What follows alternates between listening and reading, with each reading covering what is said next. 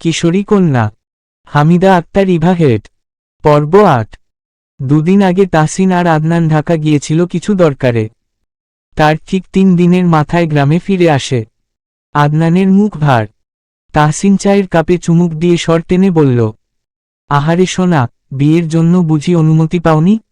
আদনান রেগে তাকালো, দাঁত চেপে বলল, তুই চুপ থাকবি তাহসিন? তোর বিয়ের কথা আমি বলেছি?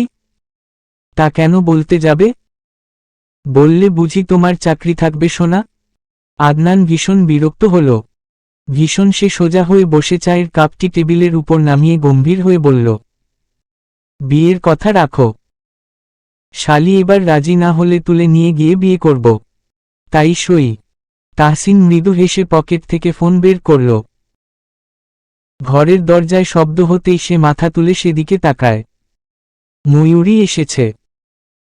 তাহসিন অনুমতি দিলে ময়ূরী ঘরে ঢুকে বলে বড় আব্বা তাকে ঘরে ডাকছেন। তাহসিন মাথা নাড়িয়ে আদনানকে নিয়ে বেরিয়ে যায়। তখন পুতুল আর ফাহাদকে নিয়ে ঘরে আসে আফিয়া। ওদের জনকে গোসল করিয়ে দিয়েছে সে। ময়ূরী মুচকি হাসে। বাচ্চা দুটো বিছানায় উঠে গেলে আফিয়া আস্তে ধীরে বিছানার এক কোণায় বসে। ময়ূরীও পাশে বসে। আফিয়া বলে, নতুন বউয়ের মুখ অমন শুকিয়ে থাকে কেন? ময়ূরী মাথা নাড়িয়ে হাসে। মাথার কাপড় আর একটু টেনে বলে, নতুন আর অছি কই ভাবি? বিয়ের তো মাস খানিক হতে চলল। কি বলে মেয়ে? বছর খানিক না পেরোলে কেউ পুরনো হয় নাকি? তাছাড়া জামাইয়ের চোখে তো তুমি বরাবর নতুন। ভাবির দুষ্টুমি বুঝে ময়ূরী হাসল। আর চোখে পুতুল আর ফাহাদকে দেখে বলল, ওদের গোসল করিয়ে দিয়েছেন কেন? শুধু শুধু কষ্ট করলেন। আমার সন্তান হলে কি এইটুকু করতাম না ময়ূরী? তোমার মেয়ে বুঝি আমার মেয়ে নয়? ছি ছি, অমন কথা বলবেন না। আপনি ওর বড় আম্মা হন। আপনার কষ্ট হয়েছে বলেই বলেছি। খারাপ ভাবে নেমেন না দয়া করে। দুজনের কথায় কথায় আজ অনেক কথাই হলো। যতক্ষণ না তাহসিন ঘরে ফিরল ততক্ষণ দুজনের কথা চলল।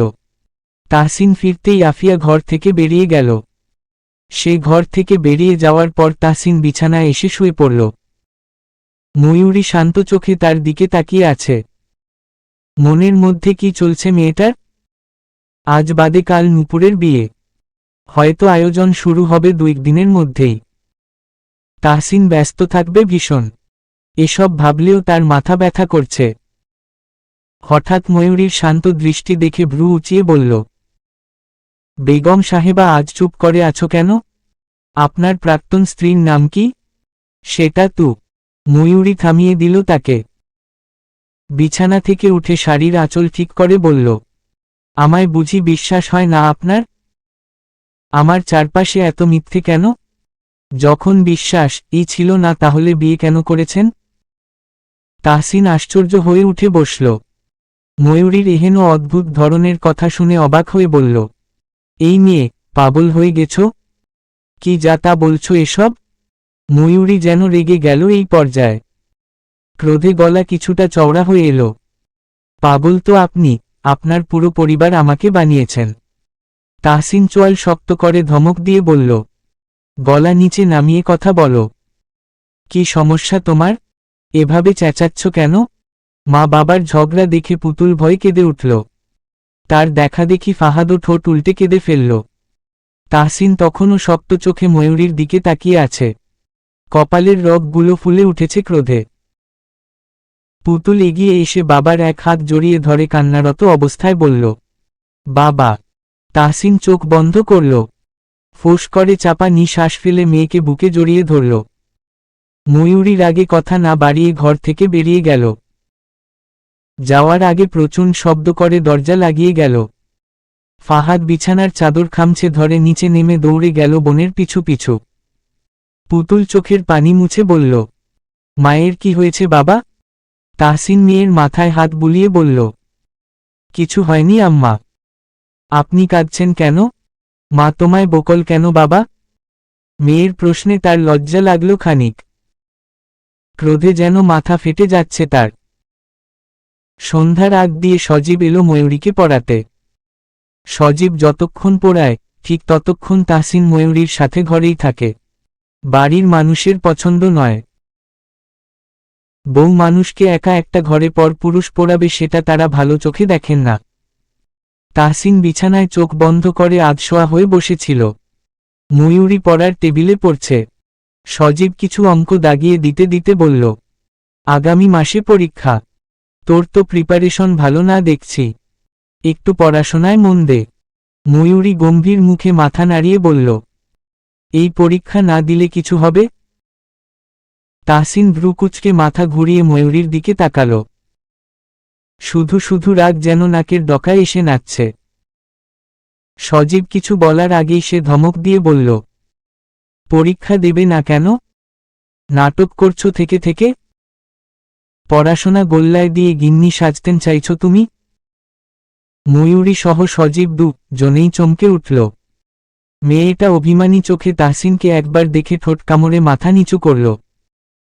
সজীবের সামনে এমন করে ধমক দেয়াটা তার মোটেও পছন্দ হয়নি। সজীব বিব্রত হয়ে হালকা কেশে বলল, বটেই, পড়াশোনা আগে, তারপর সব কিছু। পরীক্ষাটা দিতে হবে। টেস্ট পরীক্ষা না দিলে বোর্ড এক্সাম দিতে সমস্যা হবে। তাহসিন বলল, ভালো করে মাথায় ঢুকিয়ে দাও। সংসার না করে যেন পড়াশোনাটা ভালো মতো করে। সময় ছিল আরও আধ ঘন্টার মতো। সজীব তাকে পড়িয়ে ঘর থেকে বেরিয়ে গেলে ময়ূরী টেবিলেই শক্ত হয়ে বসে থাকে। তাহসিন রাগে ফোঁস ফোঁস করে তাকিয়ে থাকে সেদিকে। মেজাজটা আজ কিছুতেই যেন ঠিক করতে পারছে না সে। ভালো মন্দ কিছু বলার আগে সে হনহন করে ঘর থেকে বেরিয়ে গেল। ময়ূরী শূন্য দৃষ্টি মিলে বসে রইল সেখানেই। মাথাটা টেবিলে ঠেকিয়ে চোখ বন্ধ করল। নিজেকে বড্ড ক্লান্ত লাগছে। 16 বছর বয়সে কাঁধের ভারটা একটু বেশি হয়ে গেছে বলে মনে হচ্ছে। স্বামী সংসার যতটা সহজ ভেবেছিল, ঠিক ততটাই কঠিন। সজীব চলে যাওয়ার পর ময়ূরী ভাইকে নিয়ে নিচে নেমে এলো। মনটা চাইছে বাড়ি ছেড়ে বেরিয়ে যেতে, কিন্তু সে নিরুপায়। ভাইকে সাথে নিয়ে নিচে নামার পর ফাহাদ বোনের গলা জড়িয়ে ধরে ধীর স্বরে বলল, আপা, আমারে একটু পানি দিবা? ময়ূরী নিঃশব্দে ভাইকে সোফায় বসিয়ে দেয়। ডাইনিং টেবিলে পানির জগ না থাকায় সে গ্লাস নিয়ে রান্নাঘরের দিকে পা বাড়ালে দেখতে পায় শান্তা আর চম্পা কিছু নিয়ে কথা কাটাকাটি করছে। সবচেয়ে আশ্চর্যের ব্যাপার, চম্পা কথায় কথায় শান্তাকে হাত দিয়ে আঘাত করছে। অবাক হলো মেয়েটা। কয়েক পা এগিয়ে যেতেই শুনতে পেল চম্পার কথা, তোকে কতবার বলেছি আমার সাথে কথা বলবি না? তুই এই বাড়ির বউ হইতে চাইছিস, বানাইছি না? এখন কি মরার শখ হইছে? শান্তা বিরক্ত হয়ে বলল, বউ হতে চেয়েছি, বান্দি নয়। তোরে কে বান্দি বানায় রাখছে? রাজরানীর মতো জীবন ভালো লাগে না? শান্তা চম্পার হাত আঁকড়ে ধরে বলল, খালা, এই মাহতাব আমার বসে আসছে না। লোকটার এক ঘরের মধ্যেই 2টা ঘর। বিয়ের এই 3 মাসে একটা দিনও তার ধারের কাছে ঘেঁষতে পারিনি আমি। চম্পা হঠাৎ রেগে গেল, আর চোখে রান্নাঘরের দরজার দিকে তাকিয়ে দাঁত চেপে বলল, এই রূপ যৌবন দিয়া কি করবি তাইলে? হারামি একটা পুরুষ মানুষরেই এখনো বসে আনতে পারলি না। আমার দোষ কোথায়? মাহতাব রেগে যায় কাছে গেলেই। লোকটার ঘরে বন্দুক আছে, যদি মেরে ফেলে? ময়ূরী বাকরুদ্ধ হয়ে আড়ালে থেকে সবটা শুনল। রাগে শরীরটা জ্বলে যাচ্ছে তার। বাড়ির প্রত্যেকটা মানুষ তার কাছে মানুষের মতো লাগছে। সবগুলো মানুষ মিথ্যেবাদী। এই শান্তা, যে কিনা মাহতাবের বউ হয়ে এই বাড়িতে এসেছে, সে চম্পার আত্মীয় হয়। অথচ বাড়ির একটা মানুষও জানে না এই কথা। ময়ূরী আঁচল দিয়ে কপালের ঘাম মুছল। ফাহাদ গুলুমুলু শরীরটা সোফায় বসিয়ে ঠোঁট ফুলিয়ে মায়াবী চোখে বোনের দিকে তাকিয়ে আছে। ময়ূরী আঙুল ঠোঁটের উপরে রেখে চুপ করে থাকতে বলল তাকে। আরও অনেক কথাই হয়েছে তাদের মধ্যে, যা সব কিছুই ময়ূরী শুনেছে। আফিয়ার জন্য বড্ড খারাপ লাগলো তার। এসব কথা সে কাকে জানাবে? কাকে বলবে এই সত্য ঘটনা? রাতে খেতে এলো সবাই। তাহসিন গম্ভীর মুখে চেয়ার টেনে বসল। না ময়ূরী তার দিকে তাকালো আর না তাহসিন ময়ূরীর দিকে। পুতুল বড় আম্মার সাথে নিচে নামতেই কান্না জুড়ে বসল। সে কিছুইতেই চেয়ারে গিয়ে বসবে না। সেখানে উপস্থিত ছিলেন রমজান সৌদাগর, বোরহান সৌদাগর, তাহসিন, আদনান, রুহুল আর বাকি মহিলারা। ময়ূরী পুতুলকে কাছে নিতে গেলে তাহসিন পিছু ঘুরে পুতুলকে ধমক দিয়ে বলে, কি সমস্যা আপনার? কান্নাকাটি করতে বারণ করেছি না? চমকে উঠল সকলে। ময়ূরীর কদম থমকে গেল তাহসিনের কথায়। সে স্পষ্ট বুঝতে পারছে তার জন্যই তাহসিন পুতুলকে ধমক দিয়েছে। পুতুল বাবার ধমক খেয়ে আফিয়াকে জড়িয়ে ধরে চিৎকার করে কাঁদতে শুরু করল। অরুণিমা বেগম ছেলের প্রতি বিরক্ত হয়ে পুতুলের কাছে গিয়ে কাছে টেনে নিলেন নাতনিকে। কড়া গলায় বললেন, তোমার হয়েছে কি তাহসিন? এভাবে বকছ কেন ওকে? তাহসিন বলল, তাহলে কি করব আম্মা? কি করবে মানে? বোরহান সৌদাগর বললেন, আহা, থামো তোমরা। পুতুলকে খাইয়ে অরুণিমা তোমার কাছে নিয়ে যাও। আজ তোমার কাছে থাকুক। অরুণিমা বেগম পুতুলের কান্না থামাতে পারলেন না। আফিয়া অসহায় চোখে ময়ূরীর দিকে তাকাল। ময়ূরী শুষ্ক ঠোঁট ভিজিয়ে আর চোখে তাহসিনকে দেখে পুতুলের নিকট এগিয়ে শাশুড়ির কাছ থেকে মেয়ে কাছে টেনে নিল। আফিয়াকে বলল ওর খাবার বেড়ে দিতে। ওকে নিয়ে সোফায় গিয়ে বসে পুতুলের এলোমেলো চুল কানের কাছে গুজে দিয়ে বলল, কাঁদছ কেন মা? পুতুল ফিসফিস করে কি যেন বলল। ময়ূরী বুঝতে না পেরে আদুরে হাত গালে রাখল। কি হয়েছে তোমার? সবার সঙ্গে বসে কেন খেতে চাও না? পুতুল ছলছল চোখে বিড়বিড় করে বলল, খুব মারে মা। কি বলছো? আফিয়া এসে ওদের কথায় ব্যাঘাত ঘটাল। ময়ূরী খাবারের প্লেট হাতে নিয়ে দূরে ডাইনিং টেবিলে রুহুলের কোলে ফাহাদকে দেখে বলল, ফাহাদের খাওয়া শেষ হলে একটু কষ্ট করে পুতুলের বাবার ঘরে দিয়ে আসবেন ভাবি। আপনার সাথে আমার কিছু কথা আছে। আফিয়া মাথা নাড়িয়ে সেদিকে এগিয়ে গেল। ময়ূরী পুতুলকে খাবার খাইয়ে রাতের সব কাজ সেরে তাহসিনের ঘরে গিয়ে দেখল ফাহাদ কিংবা পুতুল কেউ নেই। আফিয়া হয়তো ফাহাদকে নিজের ঘরে রেখেছে, আর পুতুল তার দাদির কাছে। ময়ূরী ঘর থেকে বেরিয়ে সোজা আফিয়ার ঘরে এলো। ফাহাদ ঘুমাচ্ছে। সে দরজা লাগিয়ে দিয়ে বিছানায় এসে বসল। আফিয়া ভ্রু কুঁচকে বলল, কি গো, আজ বুঝি জামাইকে রেখে আমার কাছে ঘুমাবে? ময়ূরী বলল, উনার কথা বলবেন না তো, খারাপ লোক একটা। আমাকে মোটেও বিশ্বাস করে না। আমার দেবর একটু ভয় পায় তোমায়, বুঝলে? এসব আমি বুঝি না। উনি আমায় একটাবার বললে কি এমন হতো? আমায় বুঝি বিশ্বাস করা যায় না? আফিয়া ঠোঁট টিপে হাসল। ময়ূরীকে বিছানায় এসে শুতে দেখে আশ্চর্য হয়ে বলল, তুমি সত্যি আজ এই ঘরে ঘুমাবে? তা বটে, আমার আপনার সাথে কিছু কথা ছিল। বলো না। ময়ূরী রান্না ঘরে ঘটে যাওয়া সকল কাহিনী খুলে বলল আফিয়াকে। আফিয়া অবাক হয়ে সব কিছু শুনে গেল। চম্পা আজ 2 বছর ধরে এই চেয়ারম্যান বাড়িতে থাকে, আর শান্তা এসেছে 3 মাসের কাছাকাছি। এতদিন পেরিয়ে যাওয়ার পরও সে কিছু বুঝতে পারল না। আফিয়া অস্থির হল। অস্থিরতা নিয়ে বলল, বলছো কি ময়ূরী? ময়ূরী বলল, মিথ্যে কিছুই বলিনি ভাবি। সে থামল। বলা উচিত না জেনেও লজ্জা একপাশে রেখে মিনমিন করে বলল, ওই ছোট বউয়ের সাথে উনার কোনো সম্পর্ক এখন অবধি হয়নি। আফিয়া বাকরুদ্ধ হয়ে বসে রইল। সে কি ভাবছে তা ধরতে পারল না ময়ূরী। তার আজ মনে হচ্ছে বয়সের তুলনায় হুট করেই কেমন বড় হয়ে গেছে। ভারী আশ্চর্য ব্যাপার। ফাহাদ ঘুমের ঘোরে বুকের শরীর ঘেঁষে শুল। আফিয়ার আশ্চর্য বদনপানে তাকিয়ে রইল মেয়েটা অনেকক্ষণ। আফিয়ার কোনো সাড়া শব্দ নেই। হঠাৎ দরজার বাইরে থেকে তাহসিনের গলার কণ্ঠস্বর শুনতে পেল তারা। আফিয়া নিজেকে সামলে আধো গলায় বলল, তোমার জামাই এসেছে। ময়ূরী বিরক্ত হয়ে কাঁথা দিয়ে মুখ ডেকে বলল, চলে যেতে বলুন। ওই লোকের সাথে আমার কোনো কথা নেই। আফিয়া বিছানা থেকে নেমে দাঁড়াল। এগিয়ে গিয়ে দরজা খুলে দিতেই তাহসিন গম্ভীর কণ্ঠে বলল, আমার বউ কই? আফিয়া বলল, ঘুমাচ্ছে। সে মাথা উঁচিয়ে ঘরের ভেতরে দৃষ্টি রেখে দেখল বিছানায় ফাহাদ আর ময়ূরী শুয়ে আছে। সে বেজায় বিরক্ত হল। রেগে বাক্য বায় না করে হনহনিয়ে নিজের ঘরের দিকে রওনা হল। পুতুল আজ ভীষণ রেগে আছে বাবার উপর। সে কিছুতেই বাবার ডাকের উত্তর দিল না। তাহসিন বিছানার পাশে মেঝেতে হাঁটু ভেঙে বসল। পুতুলের পায়ের কাছে বসে আদুরে গলায় বলল, আম্মা, কথা বলবেন না? বাবা কিন্তু কষ্ট পাচ্ছি। পুতুল গাল ফুলিয়ে দাদির মুখের দিকে ফিরল। ঠোঁট ফুলিয়ে বলল, তোমার ছেলেকে চলে যেতে বলো। পাকা বুড়ির কথা শুনে অরুণিমা বেগম আশ্চর্য হলেন। তাহসিন হায় হায় করে বলল, এত রাগ? এতই রাগ? মা বেটি মিলে আজ আমার সাথে এত রাগ দেখাচ্ছে? অরুণিমা বেগম হেসে ফেললেন। বললেন, ঠিকই তো আছে। সারাদিন ওদের বকো কেন? তাহসিন আকাশ থেকে পড়ল। বউয়ের সাথে জীবনে গলা তুলে কথা বলেছে বলে তার মনে পড়ছে না। আজকেই যা একটু খারাপ ব্যবহার করেছে সে।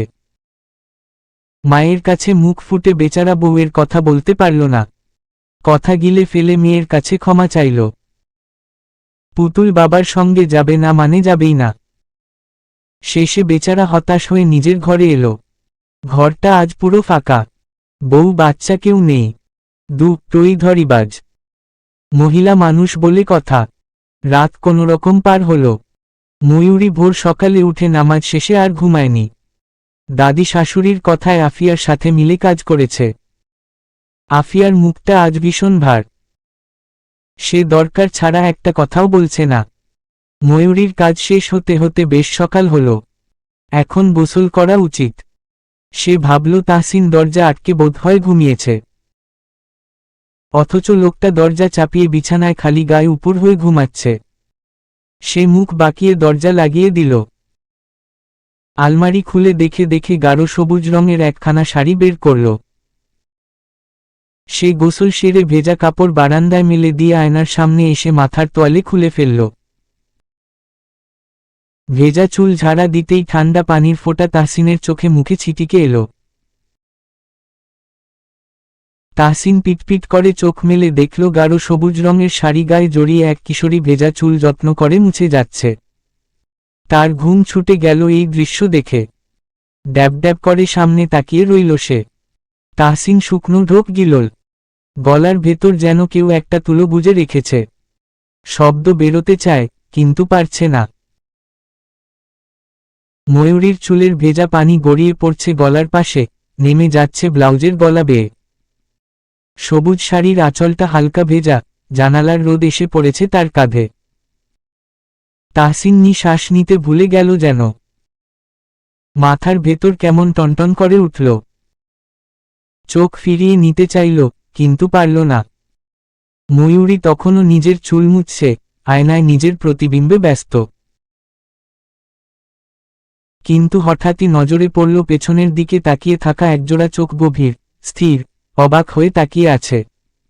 ময়ূরী কিছু বলল না। চুপচাপ নিজের কাজ শেষ করে বড় করে মাথায় কাপড় দিল। সে দরজার দিকে হাঁটা ধরলে তাহসিন তাড়াতাড়ি বিছানা থেকে নেমে বউয়ের সামনে গিয়ে দাঁড়ায়। ডান হাতের আঙুল ময়ূরীর কপালে চেপে ধরে দাঁত চেপে বলে, বড্ড সাহস বেড়েছে তোমার। কোন সাহসে কাল ভাবির ঘরে ঘুমিয়েছ? ময়ূরী দু পা পিছিয়ে গেল। বলল, মন চেয়েছে তাই ঘুমিয়েছি। মন তো কত কিছুই চায়, তাই বলে কি সব কিছু করতে হবে? আমার কাজ আছে, পথ ছাড়ুন। তাহসিন সরে দাঁড়াল। গম্ভীর কণ্ঠে বলল, যাও। চোখের সামনে আর আসবে না আমার। ময়ূরী দীর্ঘশ্বাস ফেলে লোকটার দিকে তাকাল। একে তো অন্যায় করেছে, এখন আবার রাগও দেখানো হচ্ছে। লোকটাকে কি করা উচিত? ময়ূরী ভেবে উঠতে পারল না। গোডাউনের চারপাশ তখন অন্ধকারে তলিয়ে। কোনোভাবে কি লোকজন আগেই টের পেয়ে গিয়েছিল কেউ বা কারা আসছে? নওমান গম্ভীর হয়ে ওয়াহিদকে বলল, আপনি তাদের সাথে কথায় ব্যস্ত থাকবেন। আমি ঘুরে ঘুরে সব চেক করব। ওয়াহিদ বলল, ওসব আমি পারব না। যা কথা বলার আপনি বলুন না। নওমান বিরক্ত হল, বলল, আপনার ঘটে কি আক্কেল নেই? আমি কিভাবে কথা বলবো? ওয়াহিদ খানিকক্ষণ চুপ থেকে ঠোঁট কামড়ে ধরল। সেই তো উনি কি করে কথা বলবেন? সে বুক টান টান করে লম্বা শ্বাস টানল। তীক্ষ্ণ চোখে চারপাশে চোখ বুলিয়ে বলল, গতকাল এখানে 3টা গাড়ি এসেছিল। খুব সম্ভবত ঢাকা থেকে ভোলু বড় বাজারের ওই বাজারে যাওয়ার পর সেখান থেকে মালগুলো এখানে আসে। আপনি বলতে চাইছেন ভাগে? জি, ভাগেই কাজটা করা হচ্ছে। কে কে হতে পারে? মেম্বারকে কিছুতেই বাদ দেয়া যায় না। মেম্বারের সাথে আরও অনেকেই জড়িত। নহমান ঠোঁট কামড়ে কোমরে এন্দুক গুজে গম্ভীর গলায় বলল, কাজ শুরু করুন, কোনো ভুল যেন না হয়। সতীপাড়ার দক্ষিণ নদীর পাড়ে একটা বড় গোডাউন আছে। এখানে ঝুটের মাল আনা নেয়া হয়। আশেপাশে ছোট ছোট দোকান আর পাশে একটা ছোট মসজিদ। নহমান ওয়াহিদের সাথে ভেতরে ঢুকল দারোয়ানের সাথে কথা বলে। ওরা ভেতরে ঢুকে দেখল কিছু ঝুটের বস্তা গাড়িতে তোলা হচ্ছে। ওরা অফিস রুমে ঢুকল। সেখানে মহাজনের বসে বসে টিভি দেখছিলেন। ওয়াহিদদের দেখে কপালে ভাঁজ ফেলে বললেন, আপনারা কে? ওয়াহিদ বলল, আপনি আজাদ মিয়া? জি, কাল রাতে আমার সাথেই আপনার কথা হয়েছিল নতুন ডিল নিয়ে। আজাদ মিয়া ব্যস্ত হয়ে উঠে দাঁড়ালেন। চেয়ার টেনে তাদের বসতে দিলেন। তিনি পাশে বসে বললেন, আপনারা এত রাতে এলেন যে? কথা ছিল সকালে আসবেন। ওয়াহিদ বলল, একটু ব্যস্ত ছিলাম। কাজের কথায় আসি। আমি আগে আপনার মালগুলো দেখতে চাচ্ছিলাম। এখান থেকে ঢাকা পাঠানো হবে এসব। আজাদ মিয়া আমতা আমতা করে বললেন, মালিক তো গোডাউনে নেই। উনি না আসলে আমি মাল দেখাবো কি করে? মাল দেখাতে উনাকে লাগবে কেন?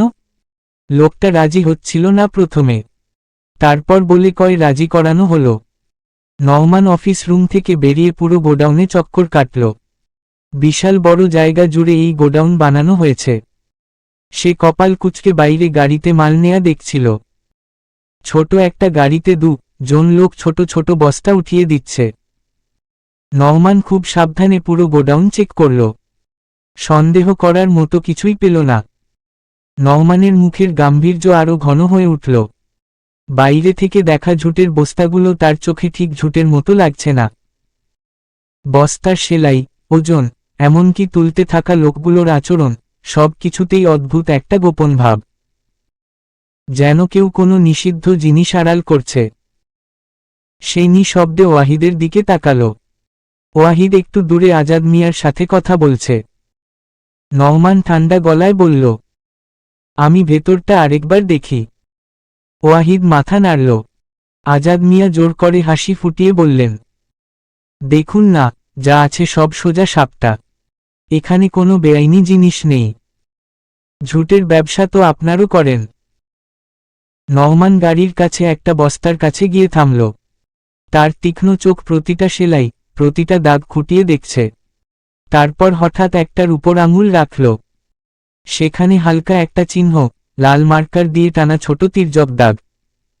সে নিচু হয়ে হাত দিয়ে বস্তা চাপল। ওজনটা ঝুটের চেয়ে অনেক ভারী। চোখ সরু করে সে নিচু গলায় বলল, এই বস্তাটা খুলে দেখুন। আজাদ মিয়া তোড়াক করে উঠলেন, না না, এগুলো কাল ঢাকায় যাবে। খুললে আবার সেলাই করতে সময় লাগবে। আপনারা মাল দেখতে এসেছেন, ভেতরে গিয়ে দেখুন না। এখানে সময় নষ্ট করছেন কেন? নহমান কোনো কথা না বলে কোমর থেকে এন্দুকটা টেনে হাতে রাখল। গলাটা ঠান্ডা, কিন্তু কণ্ঠে ইস্পাতের মতো দৃঢ়তা। খুলুন। ওয়াহিদ তাড়াতাড়ি এগিয়ে এলো। গোডাউনে তখন 2 জন শ্রমিকই ছিলেন। তারা থমকে দাঁড়াল। একজন কাপা হাতে ছুরি এনে বস্তার মুখ কেটে দিল। এক চিলতে গন্ধ বেরিয়ে এলো। ঝুটের নয়, বরং কাঁচা পাউডারের মতো কিছু একটা। নহমান ঝুঁকে ভেতরটায় উকি দিল। এক ঝটকায় চোখ কেমন বিস্ফারিত হয়ে গেল তার। সাদা গুঁড়া ভর্তি ছোট ছোট প্যাকেট, চকচকে সিল করা। ওয়াহিদ বলল, এটা তো ড্রাগস। নহমান ঠোঁট চেপে দাঁত কিরমির করে বলল, কোকেন, বিদেশি চালান। ঢাকা পাঠানোর আগে এখানে আড়াল করে রাখা হয়েছে। আজাদ মিয়ার মুখ শুকিয়ে গেল। কপালে ঘাম। সে তোতলাতে লাগল। আমি কিছু জানতাম না স্যার। আমি তো। চুপ। নহমানের কণ্ঠ যেন বজ্রের মতো পড়ল। সব জানেন, এখন শুধু মুখ খোলার সাহসটা দেখান। তার হাতের বন্দুক নিচু হয়ে আজাদের বুকে ঠেকল। কে? কারা মেম্বারের পেছনে আছে? কে চালায় এই গোডাউন? আজাদ মিয়া বুঝতে পারলেন পরিস্থিতি কতটা গুরুতর। বন্দুক বুকে জোরে ঠেসে ধরে বলল, তুমি যা জানো সব বলো। একটা মিথ্যা বললে এই হাত তোমাকে মাটির নিচে পুঁতে ফেলতে দুবার ভাববে না। আজাদ মিয়া থরথর করে কেঁপে উঠলেন। স্যার, আমি শুধু এক মধ্যস্বত্বভোগী। উনারা সরবরাহ দেয়, আমি শুধু পরিবহন আর জমা করি। আমি বড়দের নাম জানি না। নওমান হাত বাড়াল। ওয়াহিদ ধাপ এগিয়ে এসে আজাদের দুই কাঁধ ধরে দাঁড় করাল। বড়দের নাম বলো। আজাদ মিয়ার মুখে ঘাম।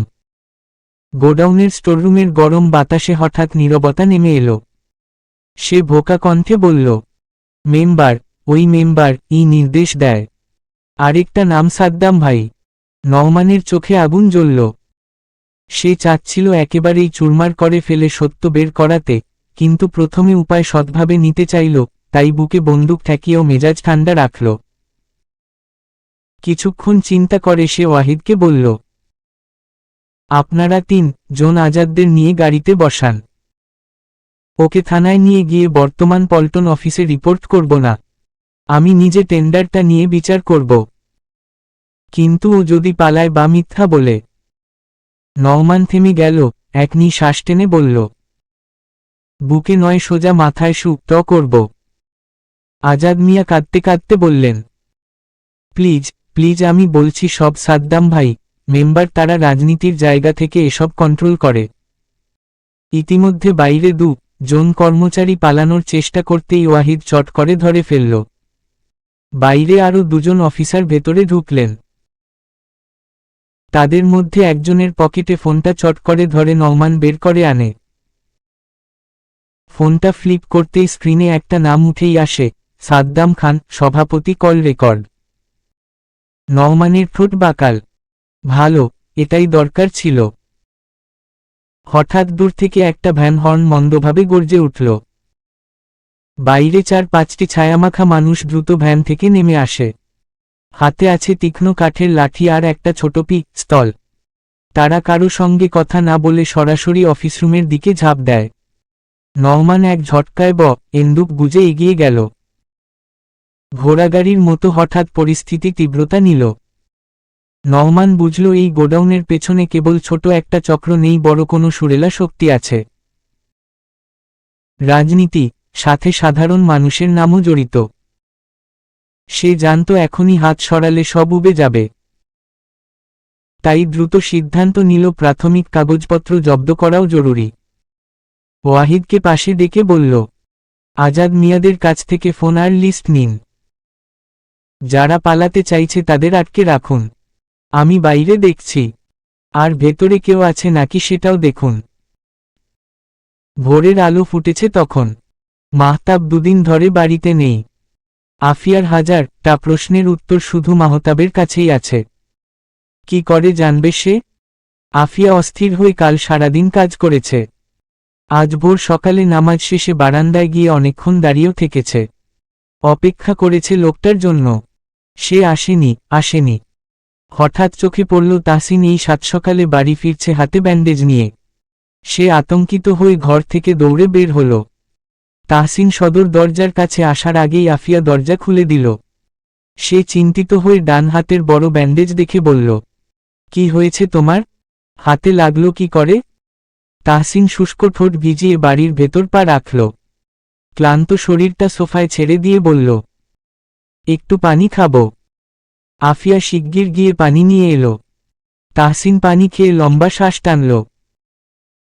আফিয়া পাশে এসে বসে মাথার কাপড় ঠিক করে চিন্তিত হয়ে বলল, বলো দেখি ভাই, কি আকাম করে এলে? হাতে লাগলো কেমন করে? তাহসিনের শরীরে জ্বর জ্বর ভাব। ওর লাল চোখ দেখে সেটা অনুমান করতে পারল আফিয়া। হাত বাড়িয়ে কপালে স্পর্শ করে দেখল সত্যি শরীরটা ভীষণ গরম। তাহসিন বলল, তেমন কিছু হয়নি। সিঁড়ি বেয়ে তখন শান্তা নামছিল। ওদের এভাবে বসে থাকতে দেখে বলল, শেষে জামাই রেখে দেবরের পেছনে পড়লে নাকি বড় বউ? আফিয়া তোরাক করে সামনে তাকালো।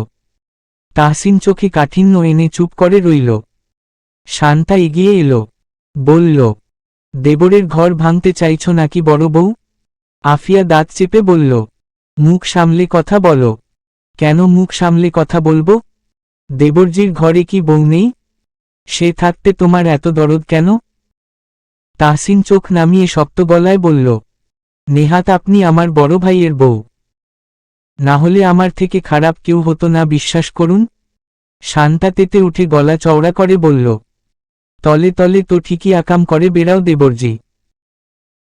তখন তো কিছু হয় না, আর আমি বলেছি বলেই দোষ হয়ে গেল? তাহসিন এবার চোখ তুলে তাকালো, দাঁত চেপে বলল, আপনি কাকে নিয়ে কি বলছেন আদৌ জানেন? পাশে যাকে দেখছেন সে আমার বোনের মতো। এমন নোংরা কথা বলতে মুখে বাজে না?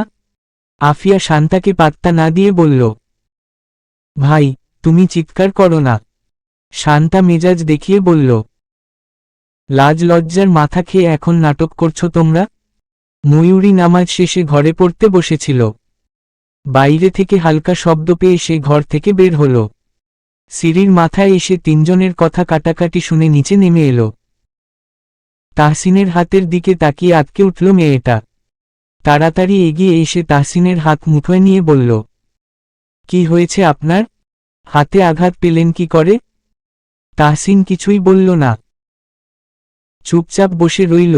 ময়ূরীর হাতে ধরা ব্যান্ডেজ পরা হাতটা কেমন ভার হয়ে আছে যেন। চোখে রক্তিম রেখা, মুখে গাম্ভীর্য। রাগে গলা শুকিয়ে গেছে, তবু সে একটা কথাও বলল না। ময়ূরী নিচু গলায় বলল, আপনি রাগ করছেন? আমি তো চিন্তায়। তাহসিন হঠাৎ হাতটা টেনে নিল। চোখ তুলে তাকালো না। আমি ঠিক আছি। কণ্ঠটা ছিল ঠান্ডা, তবু ভেতরে কেমন ইস্পাতের কাঠিন্যতা লুকিয়ে ছিল।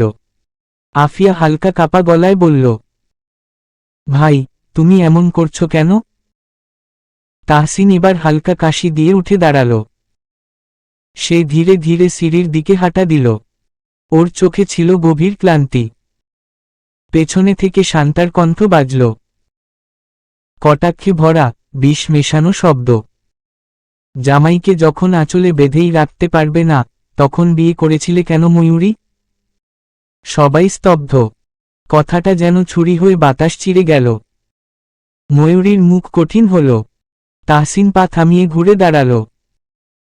চোখ লালচে, গলাটা ভারী হয়ে উঠল। আপনি সীমা ছাড়িয়ে যাচ্ছেন, ভাবি। শান্তা ঠোঁট বাঁকিয়ে বলল, আমি যা সত্য তাই বলছি। এ বাড়িতে এখন কে কাকে আঁচলে বাঁধছে সেটা তো চোখেই দেখা যায়। তাহসিনের মুঠি শক্ত হয়ে উঠল। আফিয়া তাড়াতাড়ি এগিয়ে এসে বলল, ভাই, থামো, ওর কথায় কান দিও না। তাহসিন কিছু বলার আগে ময়ূরী শক্ত গলায় বলল, আপনি কি বলতে চাইছেন স্পষ্ট করে বলুন। শান্তা দাঁত চেপে বলল, জামাই কোথায় যায়, কি করে সেসবের খেয়াল রাখো? ঘরে শেয়ালের কাছে মুরগি দিয়ে রেখেছ কেন? আমার স্বামী কোন শেয়ালের কাছে গিয়েছিল ভাবি? আপনার কাছে গিয়েছিল কি? আমার জানা মতে এই বাড়িতে আপনি ছাড়া আর কোনো শেয়াল থাকে না। শান্তা গলা উঁচিয়ে বলল, মুখ সামলে কথা বলো মেয়ে। আপনি নিজের সীমায় থেকে কথা বলুন। কোন অধিকারে আজে বাজে কথা রটাচ্ছেন? আমার থেকে আপনি ভালো চেনেন আমার স্বামীকে। গিয়েছিল কি আপনার কাছে? এবার শেষ। আরেকবার এমন ধরনের মন্তব্য করলে আমি ভুলে যাব আপনি সম্পর্কে আমার যা হন। আফিয়ার ঠোঁট জুড়ে হাসি। ময়ূরী তাড়াতাড়ি এগিয়ে গেল তাহসিনের কাছে। তাহসিন আশ্চর্য হয়ে বউয়ের কথা শুনছিল। এই মেয়ে যে এত পাকা পাকা কথা বলতে পারে তার জানা ছিল না। ময়ূরী তাহসিনের হাত ধরে ঘরে এলো। দরজা চাপিয়ে দিয়ে তাহসিনকে বলল বিছানায় গিয়ে বসতে। তাহসিন তাই করল। ময়ূরী বলল, ছোট ভাবিকে কোত্থেকে তুলে এনে বিয়ে করেছিলেন আপনার ভাই? এত নোংরা মনের মানুষও হয়? তাহসিন চুপ করে রইল। ময়ূরী উত্তর না পেয়ে রাগ দেখিয়ে এগিয়ে গিয়ে বলল, কথা না বললে আপনাকে বাড়ি ছাড়া করব আমি। অসভ্য লোক, কথা বলছেন না কেন? কোথায় গিয়েছিলেন আপনি? ঘরে যে বউ আছে সে খেয়াল আছে আপনার? বাইরে যাওয়ার আগে একটাবার আমাকে বলে যাওয়া যায় না? তাহসিন হঠাৎ মৃদুস্বরে বলল। কিসের বউ? আমার বউ আমাকে ত্যায্য করেছে। তামাশা করছেন আমার সাথে? সাত সকালে কোত্থেকে ফিরেছেন আপনি? আর এই হাতে আঘাত, বা পেলেন কি করে? তাহসিন নাক মুখ কুঁচকে বলল। অমন ডাইনির মতো চিৎকার করছো কেন? জামাই অসুস্থ, কই একটু সেবা যত্ন করবে, তা না করে আমার উপর রাগ ঝাড়ছ? আমি ডাইনি? হু, আমি কি ডাইনি? আপনার কত বড় সাহস? আপনি আমাকে ডাইনি বলছেন? তাহসিন গাল ফুলিয়ে রেখেছে। বউয়ের ঝাড়ি খেতে আপাতত তার মন চাচ্ছে না। ময়ূরী আজ ভীষণ রেগে আছে। সে দাঁত চেপে বলল, আমার ধারের কাছে যদি আপনাকে আরেকবার দেখেছি, তাহলে আপনার অন্য হাতটাও ভেঙে গলায় ঝুলিয়ে দিব আমি। ময়ূরী রেগে মেগে বিছানায় ঘুমিয়ে থাকা ফাহাদকে ডেকে উঠল। তাহসিন চোরা চোখে বউয়ের রাগ দেখে শুকনো ঢোক গিলল। হালকা গলা কেশে বলল, ডাইনির মতো করলে এখন ডাইনিও বলতে পারবো না? ময়ূরী ফুঁসে উঠল। বিছানার বালিশ নিয়ে ছুঁড়ে মারল তাহসিনের দিকে। তাহসিন আশ্চর্য হয়ে সোজা হয়ে বসল। বলল, তুমি আমায় মারছ? জামাইয়ের গায়ে কেউ কোনোদিন হাত দেয়? ময়ূরীর শরীর দাউ দাউ করে জ্বলছে রাগে। ফাহাদ নাক ডেকে নিশ্চিন্তে ঘুমাচ্ছে। তাহসিন অভিমানী চোখ ফিরিয়ে নিল। গমগমে কণ্ঠে বলল, রাগ করেছি আমি। কোনো বউটাও আমার লাগবে না। আমি আরেকটা বিয়ে করব। ময়ূরী দাঁত চেপে বিছানায় উঠে এলো। তাহসিনের ফিরিয়ে রাখা মুখ নিজের ছোট ছোট হাত দিয়ে চেপে ধরে নিজের দিকে ফেরাল। তাহসিন হতভম্ব বউয়ের এহেন কাণ্ডে। চোখ আকারে বড় হয়ে এসেছে তার। ময়ূরী এমনভাবে চোয়াল চেপে ধরেছে, মনে হচ্ছে সব রাগ এই মুখের উপরেই ঝাড়ছে। কি করবেন আপনি? আরেকটা বিয়ে করবেন? তাহসিন মাথা নাড়ায়। ময়ূরী বলে, তাহলে আমায় আমার বাপের বাড়ি দিয়ে আসুন। আপনার মতো খারাপ লোকের সাথে আমি সংসার করব না। তাহসিন কিছুক্ষণ স্তব্ধ হয়ে ময়ূরীর দিকে তাকিয়ে রইল। বউয়ের মুখে রাগের লালচে আভা, ঠোঁট দুটো কাঁপছে, আর চোখে আগুন ঝরছে। এক মুহূর্তে যেন তার সব ধৈর্য ভেঙে গেল। হঠাৎ ময়ূরীর কোমর জড়িয়ে একটানে নিজের বুকে টেনে আনল। ময়ূরী বিস্ময় হা করে তাকাল। কি করছেন আপনি? ছাড়ুন। তাহসিন ঠোঁটের কোণে এক ফোঁটা দুষ্টু হাসি টেনে বলল, তুমি বলো না আমি খারাপ লোক? তাই ভাবলাম খারাপ লোকের মতো আচরণ করি। এরপর ঝটকা মেরে তাকে বিছানায় শুইয়ে দিল। ময়ূরী ছটফট করছে, রাগে লজ্জায় গাল দুটো আরো লাল হয়ে এসেছে। তাহসিন তার মুখের এতটাই কাছে ঝুঁকে পড়ল যে জনের নিঃশ্বাস একে অপরের মুখে মিশে যাচ্ছে। তাহসিন ময়ূরীর বন্ধ আঁখি জোড়ায় দৃষ্টি রেখে ফিসফিস করে মৃদু গলায় বলল, তুমি রাগ করলে তোমায় আরো সুন্দর লাগে জানো? মনে হয় এই বুকের মধ্যখানে যতন করে লুকিয়ে রাখি তোমায়। আমায় এত পাগল কি করে বানালে? হঠাৎ ময়ূরীর কম্পিত অধর জোড়া ভিজে উঠল প্রেমসুধায়। এক মুহূর্তে চারপাশ নিস্তব্ধ হয়ে গেল। গভীর গরম উষ্ণতায় মেয়েটা ছটফটিয়ে উঠল। তাহসিন ঘনিষ্ঠ হচ্ছে, সেই ঘনিষ্ঠতা আটকাবার মতো সাধ্য তার নেই। জনের ঘনিষ্ঠতা আর একটু গভীর হলে ফাহাদ পিটপিট করে চোখ খুলে চোখ কচলে ঠোঁট উল্টে বলল, ও দুলাবাই, তুমি আপারে মারো কেন? ফাহাদের কণ্ঠস্বর জনের কর্ণদয় হতেই ছিটকে দূরে সরে গেল তারা। ময়ূরী লজ্জায় বালিশে মুখ গুজল। তাহসিন কটমট করে শালার মুখখানা ভালো করে দেখে বলল, আমার সাথে তোমার কিসের শত্রুতা ভাই? ফাহাদ ঘুমোঘুম গলায় বলল, তুমি আপারে মারো কেন? ওটাকে মার নয় আদর বলে। আদর? হ্যাঁ। তাইলে তুমি আসো, তোমারে আমি আদর করি। তাহসিন বিরক্ত গলায় বলে, হতচ্ছাড়া, আমি তোমার দুলাভাই হই।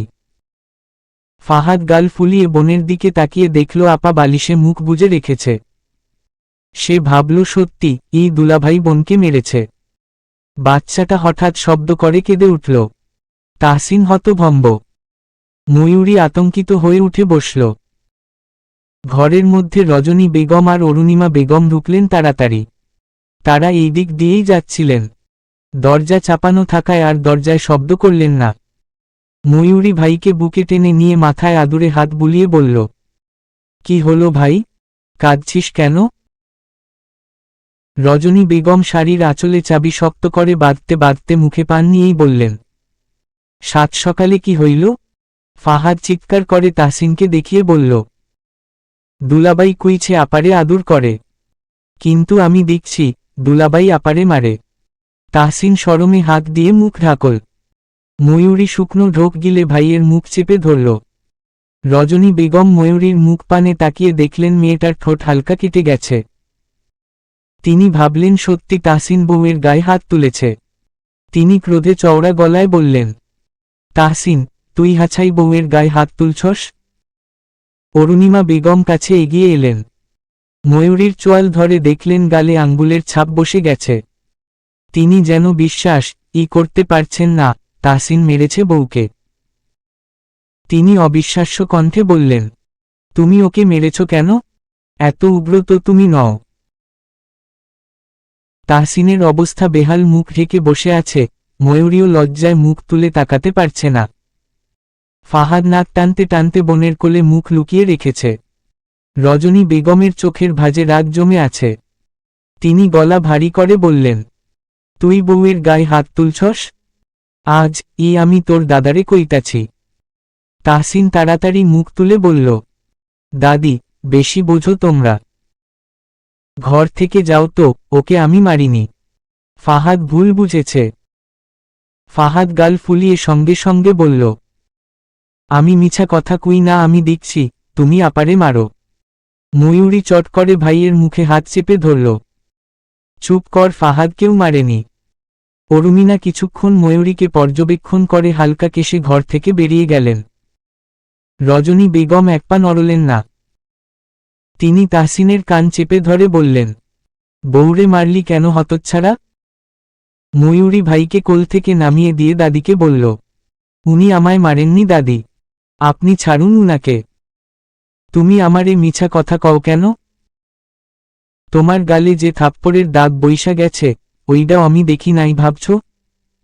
তাহসিন খুব কষ্টে দাদিকে বুঝিয়ে ঘর থেকে বের করল। ফাহাদ গাল ফুলিয়ে বিছানায় দুই পা মেলে দিয়ে বসে আছে। ময়ূরী লজ্জায় আর কথা বলতে পারল না। কি একটা অবস্থা! তাহসিন এগিয়ে এসে ফাহাদকে কোলে তুলে নিল। ময়ূরী আতকে উঠে বলল, কি করছেন? আপনার হাতে না ব্যথা? ওকে নামিয়ে দিন। তাহসিন দাঁত চেপে বলল, এই শালার জন্য একটুও শান্তি পাই না আমি, ওকে এখন ফেলে দিয়ে আসব। ফাহাদ তাহসিনের গলা জড়িয়ে ধরে গালের সাথে গাল লাগিয়ে আদুরে গলায় বলল, আমারে ফলায় দিলে আপা তোমারে মারব। তাহসিন বোধ হয় বাচ্চাটার এত আদর দেখে একটু গলে গেল। শান্ত হয়ে বিছানায় নামিয়ে দিল ওকে। তারপর ময়ূরীর মুখখানা মুঠোয় নিয়ে শান্ত গলায় বলল, ব্যথা পেয়েছ? ময়ূরী লাজুক চোখ নামিয়ে মাথা নাড়িয়ে না বলে। তাহসিন বলে, তোমাকে বিয়ে করে বড্ড জ্বালায় পড়েছি মেয়ে। আমি কি বিয়ে করতে বলেছিলাম? আপনি তো দেখতে গিয়ে তুলে নিয়ে এলেন।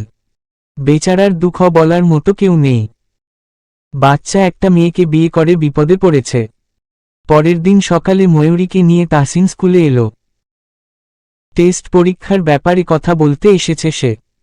সামনে সপ্তাহে পরীক্ষা শুরু। স্কুলে প্রিন্সিপালের রুমে তাহসিন বসে বসে কথা বলছে। ময়ূরী রুমের বাইরে দাঁড়িয়ে ছিল। দূর থেকে জন মেয়ের সাথে শবনম ছুটে এলো এদিকে। ময়ূরীকে দেখে শবনম জড়িয়ে ধরে বলল, কতদিন ধরে তোকে দেখি না, আজ স্কুলে এলি যে? ময়ূরী বলল, উনি স্কুলে এসে কথা বলতে চাইছিলেন। সাথে থাকা একটা মেয়ে ময়ূরীকে ভালো করে দেখল। শুনেছিল চেয়ারম্যান বাড়ির ছেলের সাথে তার বিয়ে হয়েছে। শরীরে জড়ানো শাড়ি গয়না দেখে সেটাই মনে হচ্ছে। সে বলল, উনি আবার কে? শবনম বলে, ওর জামাই। উনি এসেছেন নাকি? ময়ূরী মাথা নাড়িয়ে প্রিন্সিপালের রুমের দিকে ইশারা করে বলে, ওই কালো শার্ট পরে বসে আছেন। পাশের মেয়েটা ঠোঁট টিপে বলল, শ্যামলা লোকটা? উনি তোর জামাই? ময়ূরী মাথা নাড়ায়। মেয়েটা বলে, তোর সাথে মানায়নি একটুও। লোকটার সাথে তোকে মানাচ্ছে না। ময়ূরীর হাসি খুশি মুখটা গম্ভীর হল। বলল, কেন মানাচ্ছে না? তুই কত সুন্দর, ফর্সা, আর উনি। তখন প্রিন্সিপালের রুম থেকে তাহসিন বেরিয়ে আসতে আসতে ময়ূরীর পাশে এসে ওর হাত মুঠোয় নিয়ে বলে, বামুন হয়ে চাঁদে হাত দিয়েছি শালি সাহেবা। চাঁদ যে আমার বুকে এসে বাসস্থান গেড়েছে। আপনাদের বুঝি হিংসা হচ্ছে? মেয়েটা থমথমে খেয়ে গেল। ময়ূরী মাথা উঁচিয়ে মাথার ঘোমটা ঠিক করে বলল, আল্লাহর সৃষ্টিকে এভাবে ব্যঙ্গ করতে নেই। আমার স্বামী আমার কাছে দুনিয়ার সবচেয়ে সুদর্শন পুরুষ। সেটা তোদের চোখে কালো লোক হোক কিংবা অসুন্দর। তাহসিন ঠোঁট টিপে হাসল। ময়ূরী তাহসিনকে নিয়ে স্কুল গেট দিয়ে বেরিয়ে এলো হাত ধরে। ময়ূরীকে নিয়ে তাহসিন অটোতে উঠেছে। ময়ূরী চোখ তুলে একবার শ্যামবর্ণ পুরুষটার দিকে চোখ রাখল। লোকটা শ্যামলা কিন্তু ভীষণ সুন্দর।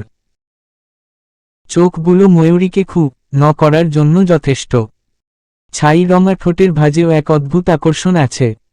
লোকটা কিছুটা সাহেব বাবুদের মতো দেখতে। সব সময় সাহেবদের মতো পরিপাটি হয়ে থাকে। ময়ূরীকে নিজের দিকে অমন করে তাকিয়ে থাকতে দেখে তাহসিন হাত বাড়িয়ে বউয়ের নরম হাত মুঠোয় নিয়ে বলে, কি হয়েছে বেগম সাহেবা? কিছু হয়নি। তাহসিন উল্টো পাশ থেকে ময়ূরীর পাশে এসে বসে। রাস্তার দুই দিকে ক্ষেতের বাহার। বাতাসে ময়ূরীর চুলগুলো দোল খাচ্ছে মুখের সামনে এসে। তাহসিন বউয়ের কাঁধ জড়িয়ে ধরে কাছে টেনে বলে, শোনো মেয়ে, অন্যের কথায় কখনো কান দিবে না। আমার দিকে তাকাও। ময়ূরী তাকায়। তাহসিন চোখে চোখ রেখে বলে, আল্লাহর সৃষ্টি সব কিছুই সুন্দর। সবাইকে যে সবার ভালো লাগবে তেমন কোনো কথা নেই। ওদের কথায় খারাপ লেগেছে তোমার? ময়ূরী মৃদু গলায় বলে, মানুষের ভাবনা চিন্তা কত বিশ্রী। তাহসিন হেসে ফেলল। ময়ূরী সেই হাসির দিকে তাকিয়ে বলল, কিন্তু ওদের কথা আমার মোটেও খারাপ লাগেনি। পুরো দুনিয়ার কাছে আপনি জঘন্য হলেও আমার কাছে শ্রেষ্ঠ ও সুদর্শন পুরুষ। আমার একান্ত হালাল পুরুষ, মিসবাহ তাহসিন সৌদাগর। এমন সুখময় মিষ্টি স্বরের কথা যেন তাহসিন এর আগে কখনো শোনেনি। বউয়ের কথা শুনে বুক ফুলে উঠল আনন্দে। এই তো একটুখানি প্রাপ্তি। সে ময়ূরীর মুখে এইটুকু ছোট একটা কথাই তো শুনতে চেয়েছিল এতদিন। একটু ভরসা, একটু ভালোবাসা আর একটু যত্ন। অটোটা তখন গ্রামের সরু পথ ধরে এগিয়ে চলেছে। চারপাশে গাছের পাতা দুলছে বাতাসে, দূরের খালে সূর্যের সোনালি আলো পড়ে চকচক করছে। ময়ূরীর আঁচল হাওয়ায় উড়ে এসে তাহসিনের গালে ছুঁয়ে যাচ্ছে। মুহূর্তটুকু যেন থেমে রইল দুজনের মাঝখানে। ময়ূরী আলতো করে তাহসিনের কাঁধে মাথা রাখল। ময়ূরী নিঃশব্দে চোখ বন্ধ করল, মুখের কোণে হাসির রেখা ফুটে উঠল। জনের দেহে, মনে, নিঃশ্বাসে তখন এক মিষ্টি শান্তি ছেয়ে গেছে। বাইরের পৃথিবী যেন থেমে গেছে কেবল তাদের দুজনকে জায়গা দিতে। অটো ধীরে ধীরে বাজার পেরিয়ে গেল। লালচে আকাশে পাখির সারি উড়ে যাচ্ছে বাড়ির পথে। সেই মুহূর্তে জনের হাত মুঠোয় বন্দি রইল শব্দহীন, অথচ হাজার কথার চেয়ে গভীর এক ভালোবাসার প্রতিশ্রুতি নিয়ে। ময়ূরীর চোখে তাহসিন, আর তাহসিনের বুকের ভেতর শুধু তার কিশোরী বধূ, ময়ূরী। ওরা ময়ূরীর বাবার বাড়ির রাস্তায় গাড়ি থামাল। তাহসিন ভাড়া মিটিয়ে মিষ্টি আর ফলের প্যাকেট ধরে ময়ূরীর আশ্চর্য বদন দেখে মুচকি হেসে বলল, আব্বা কাল রাতে কল করেছিলেন। আম্মা তোমায় দেখতে চাইছে। ময়ূরী অবাক হয়ে বলল, আমাকে যে কিছু বললেন না? আগে বাড়ি চলো, তারপর কথা হবে। ওরা ফরাজি বাড়ি ঢুকতেই বারান্দা থেকে মধু দৌড়ে এলো চিৎকার করে। ময়ূরীকে ঝাপটে জড়িয়ে ধরে বলল, সেই সকাল থেকে অপেক্ষা করছি তোর জন্য। এখন সময় হলো আসার। ঘরের ভেতর থেকে ফিরোজা বেগম বেরিয়ে এলেন মাথায় কাপড় দিতে দিতে। তাহসিন সালাম দিল তাকে। তিনি ব্যস্ত হয়ে তাহসিনকে ঘরে নিয়ে এলেন। ময়ূরী আস্তে ধীরে ঘরে প্রবেশ করল। ফিরোজা বেগম মধুকে বললেন ঠান্ডার ব্যবস্থা করতে। তাহসিন হাত মুখ ধুইয়ে এলো কলপার থেকে। ফিরোজা বেগম গামছা এগিয়ে দিলেন। বললেন, ফাহাদকে কেন নিয়ে এলে বাবা? ছেলেটা তো অনেকদিন থাকল। ময়ূরী বলল, ওকে আমার কাছেই রেখে দেই। ফিরোজা বেগম হাসলেন। জামাই বাড়ি ভাইকে নিয়ে রাখবি? লোকে কি বলবে? ময়ূরী প্রতিবাদ করে বলল, লোকের ধার ধারি না আমি। লোকে এসে আমায় এক বেলার ভাত জুটিয়ে দিয়ে যাবে না। আরে বাবা, রেগে যাচ্ছিস কেন? এমনটা হয় না। কয়েকদিন পর পর গিয়ে না হয় থেকে আসবে। ওকে বাড়ি দিয়ে যাস। তাহসিন বলল, আম্মা, ওই বাড়িতে ময়ূরীর পরিচিত কেউ নেই। আপনি তো জানেন আপনার মেয়ে কেমন একঘেয়ে। কারোর সাথে সেইভাবে কথাও বলে না, তাই ফাহাদ থাকলে ওর ভালো হয়। তাছাড়া পুতুলও খেলার একজন সঙ্গী পেয়েছে। ও কিছুদিন থাকুক, কয়েকদিন পর তো আমরা ঢাকায় চলেই যাচ্ছি। ফিরোজা বেগম বললেন, তোমার শ্বশুর আব্বা তো চাইছেন না ফাহাদ ওখানে বেশিদিন থাকুক। তুমি বরং ওকে দিয়ে যেও বাবা। ময়ূরী মুখ কালো করে বসে রইল। ফাহাদ ছোট ছেলে, সব থেকে বেশি ময়ূরীর কাছেই থেকেছে। ছোট ভাইটা বোন বলতে পাগল। ময়ূরী চেয়েছিল ফাহাদকে সে নিজের কাছেই রাখবে, কিন্তু মা বাবার কাছ থেকে তো এভাবে রাখা যায় না। তাহসিন বলল, আর কয়েকটা দিন থাকুক আম্মা। ফিরোজা বেগম আর কথা বাড়ালেন না। তিনি দুপুরের খাবারের ব্যবস্থা করতে বের হলেন ঘর থেকে। মধুর ঘরের দরজার সামনে ওয়াহিদ বুকে হাত গুজে দাঁড়িয়ে আছে, দরজায় হেলান দিয়ে। ঠোঁটের কোণে দুষ্টু হাসি। ময়ূরী ওয়াহিদকে দেখে বলল, ভালো আছো? ওয়াহিদ এগিয়ে আসতে আসতে ঠোঁটে হাসি টেনে বলল, তুই নেই, ভালো থাকি কিভাবে? তোর বজ্জাত বোন তো আমার যত্ন নেয় না। তাহসিন তেলে বেগুন জ্বলে উঠল। ঠোঁট চেপে গম্ভীর চোখে ওয়াহিদকে দেখে বলল, আপনাকে ভালো থাকতে কে বলেছে ভাই? আরে দুলা ভাই, আপনি রেগে যাচ্ছেন কেন? আপনি কথা কম বলুন। ওয়াহিদ মাথা নাড়িয়ে ময়ূরীকে বলল, ময়ূরী, তোর জামাইয়ের বোধ হয় মাথা ব্যথা করছে। চল আমরা বাইরে গিয়ে কথা বলি। তাহসিন খুব করে ময়ূরীর হাত চেপে ধরে চোখ পাকিয়ে বলল, আমার বউয়ের সাথে কাজ আছে। আপনি এখন এখান থেকে যান। আপনি যে রাগে আগুন হয়ে আছেন দুলাভাই, দেখি না কবে পুরো আগুনে পুড়ে ছাই হয়ে যান। তাহসিন ঠান্ডা গলায় বলল, আমি ছাই হলে সমস্যা নেই, তবে কেউ যদি আমার আগুনে পা দিতে চায়, তার অবস্থা কেমন হয় সেটা আপনি ঠিকই টের পাবেন। ওয়াহিদ কটমট করে বলল, অত ভয় দেখানোর দরকার নেই। আপনি কি আমার বোনকে বন্দি করে রাখতে চাচ্ছেন? তাহসিন মৃদু হেসে বলল, বন্দি না ভাই, নিরাপদে রাখব। আমি আমার বউকে যথেষ্ট পরিমাণ স্বাধীনতা দিয়েছি। ময়ূরী জনের কথা কাটাকাটি দেখে বলল, জনই থামো, মা বাইরে আছেন, কেউ শুনলে কি বলবে? ওয়াহিদ মুখ বাঁকিয়ে ঘরের বাইরে চলে গেল। তাহসিন বলল, খবরদার ওই লোকের ধারের কাছে যাবে না তুমি। ময়ূরী বিরক্ত হল। তাহসিন যে কেন ওয়াহিদকে সহ্য করতে পারে না, সেটা সে আজ অবধি বুঝতে পারল না। ওয়াহিদ ঘর থেকে বেরিয়ে দেখল রান্নাঘরে মধু আঁচল কোমরে গুজে ঠান্ডা শরবত বানাচ্ছে। কোমর সমান চুলগুলো আলগা করে মাথায় খোপা করা।